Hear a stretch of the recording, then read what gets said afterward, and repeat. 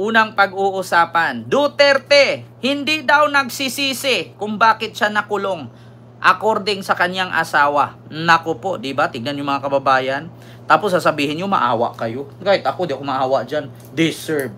Wala daw pagsisisi. No regrets. Sa mga nangyayari at sa kanyang pagkakulong. Wala daw siyang pinagsisihan. Naku. Eto, mga kababayan, pakinggan ninyo. May ads lang po. Pasaway official, hello po, and kay Guru ako, and kay Mel Torres. Tanggap na umano ni dating Pangulong Rodrigo Duterte ang kanyang kapalaran. Ito ang ipinahayag ni Elizabeth Zimmerman, ang dating asawa ng dating Pangulo, matapos niyang bumisita sa detention facility ng ICC. Ayon kay Zimmerman, napag-usapan nila ang kagustuhan nitong i-cremate siya at nagpasalamat din sila sa patuloy na suporta. And I asked him, what would be your message to the people outside? If it is his destiny to be here, then so be it. No, he has no apologies, no regrets, and that's it. He's accepting it already, and that's why we talk about the cremation. Dagdag pa ni Zimmerman, bukas pa rin ang alok niya na tumuloy sa kanyang bahay si FPRRD kapag nakalaya at kung gugustuhin ito. So yun, mga kababayan, may dugtong pa ha. Gusto ko lang reaksyonan. Sabi ng asawa ni Tatay Digong na si Nanay Elizabeth Zimmerman, hindi daw nagsisi si Digong kung ano man ang kanyang destiny, kung ano man niyang kapalaran, at wala daw siyang dapat ihingi ng tawad. No apology and no regrets. Yun daw ang sabi. Actually, sabi nga ni, sino yung nag-comment? Si Sir Kenry ba? Iba ang sinasabi ng bibig kaysa nararamdaman sa dibdib. Di ba? Yun ang totoo, mga kababayan. Alam niyo minsan, kaya nga tayo, kapag hindi tayo na-rattle, lalong-lalo na pag nasunugan, kahit gaano kabigat yung TV, refrigerator, aparador, mabubuhat mo yan. Kapag nasa piitan, nasa yung madalian. Pero sa totoo lang mga kababayan, iba kasi yung iba talaga yung nararamdaman. Sinasabi lang ni Digong yan na wala siyang pagsisisihan kung nandyan man siya, kung destiny ba niya yan, at higit sa lahat, wala daw siyang dapat ihingi ng tawad.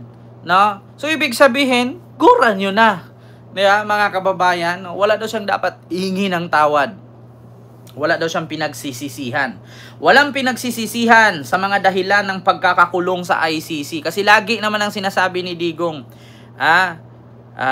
ginawa ko to, no, para sa aking bayan. Wow. Pag sure. Pag sure, diha. Ginawa mo para sa iyong bayan? Bakit? Kung ginawa mo yan para sa iyong bayan, edi sana wala kang kalaban doon sa iyong lalawigan. Di ba? Di ba? Yun lang naman eh. Kung ginawa mo yan para sa bayan, edi sana wala kang kalaban. Edi sana hindi ka kinalaban ni Nograles. Maniwala lang ako ng ganyan, mga kababayan, na magaling si Digong kung walang galit sa kanya sa Davao. Di ba? So anong tawag niyo sa mga Nograles? Sa anong tawag mo doon sa mga bumuto kay Nograles na libo-libo din? Kaya, nako. Yun ang tanong, mga kababayan. Maniwala lang ako kay Digong at sa mga pinaglalaban ng mga DDS na magaling si Digong, mabuting tao, mabait na tao, walang pinagsisihan kung nakulong man siya ngayon kasi para sa bayan ang ginawa niya, kung wala siyang kalaban. Ang daming ang galit sa kanya eh. Di ba? Isa na ako. Hindi ako galit sa kanya personal. Galit lang ako kung bakit ginawa niya yung milyon-milyon pera bayad ng isabong ng Pogo. Saan punta? Diba? Kasi kung talagang mabait si Duterte, ako mismo pumunta doon at gusto kong palayain siya. Bakit ayaw ko? Kasi deserve niya. Diba? Tapos sasabihin niya no regrets, no apology. Deserve. Hindi continue natin, mga kababayan. Yes, I told already my children about that beforehand. Sabi ko, beforehand, I tama, have to say to them that if that is also his choice. It's not my choice. Kung gusto niya doon sa bahay ko, okay lang. Yeah, no strings attached. Diba? No regrets. Walang pinagsisihan at walang ihingi ng tawad. Kay ginawa lang naman daw ni Digong yan para sa bayan. Diba? Human rights for the victims and human lives for the Filipino. Pag sure.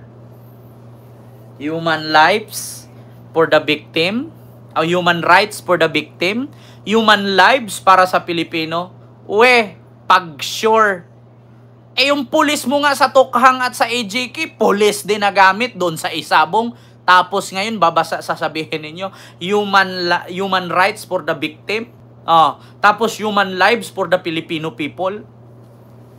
Maniwala na sana ako Yan yung sabi ng mga DDS.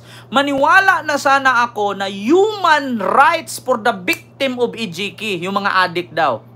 Human lives naman daw ang para sa Pilipino. Anong masabi ninyo doon sa mga missing sa Bungero? Human rights of the missing sa Bungero? Tapos human lives of the Filipino? So ano kasalanan ng mga missing sa Bungero? Addict din ba yun?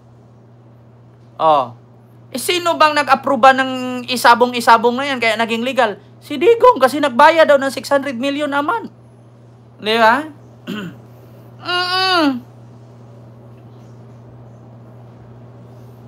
Di ba? Meron nga silang kaibigang adik, napakarami. Hindi nga namamatay. Pag sure, buhay pa nga si Peter Lim, si Kenneth Dong, si Charlie Tan, Sammy Uy. Saan yan? Human rights for the victim. Sigaw ng mga biktima. Human lives naman, sigaw ng DDS. Para sa mga Pilipino daw. Keme. Pag sure mo, tumbling ko ron. Pag sure mo, tumbling ko ron. Gabula-bula niya akong bakba dire. Sino maniniwala sa inyo? Human rights for the victim of drugs and human lives for the Filipino. So, ano masasabi nyo sa missing sa Bungerong nawawala? Addict din yun, kaya nawala. Addict din yun, kaya pinatay. Addict din yun sila, kasi nawawala. Di ba? Yun lang. Laki kasi ng kickback. Kaya kahit illegal, ginawang legal.